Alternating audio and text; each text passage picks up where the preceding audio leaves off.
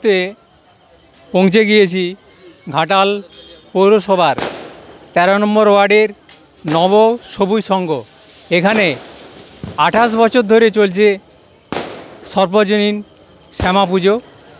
এই পুজো কমিটির সদস্যদের আমরা পেয়েছি।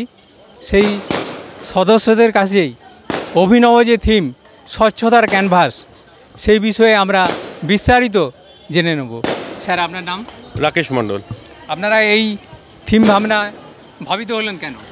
আমরা এই থিমটা নিয়ে ভাবনা চিন্তা করেছিলাম কারণ আজকাল আমরা দেখছি চারিদিকে অনেক বেশি নোংরা আবর্জনা মানুষেরা ফেলছে। তো আমরা একটা সচেতন বার্তা দিতে চাইছি যে স্বচ্ছতার ক্যানভাস আমরা নিজেরা চাইলেই তবে আমাদের সমাজ, আমাদের আশেপাশের চারিদিকে আমরা পরিষ্কার পরিচ্ছন্ন রাখতে পারবো, সেইটাই আমাদের বিষয়। আমরা সচেতন হলে তবে সমাজকে সচেতন করতে পারবো। স্যার, আপনার নাম? আমার নাম রাহুল জানা। আপনাদের এই নব সবুজ সংঘ কত বাজেট আছে? 5 লাখ। এই থিম কোন শিল্পী করেছেন? সুরজিৎ মণ্ডল, আদক সুরজিৎ আদক। স্যার, আপনার নাম? প্রসেনজিৎ দাস। আপনি এই কমিটির সঙ্গে যুক্ত আছেন? হ্যাঁ। আপনার কেমন লাগছে এই থিম?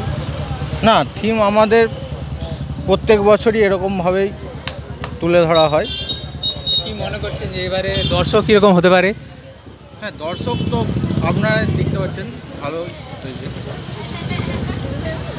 আমরা এই পুজো কমিটির সদস্যদের কাছে জানলাম যে স্বচ্ছতার ক্যানভাস, যদি নিজেরা স্বচ্ছ হতে পারি এবং আশেপাশের পরিবেশকে যদি স্বচ্ছ করতে পারি, তাহলেই আমাদের সমাজে স্বচ্ছতার আবহ গড়ে উঠবে। ক্যামেরায় রাজীব পাত্রের সঙ্গে আমি শ্যামাপদ প্রামাণিক, STSP news Bangla, Indian news Kolkata, সরাসরি ঘাটাল পৌরসভার 13 নম্বর ওয়ার্ড নব সবুজ সংঘ থেকে।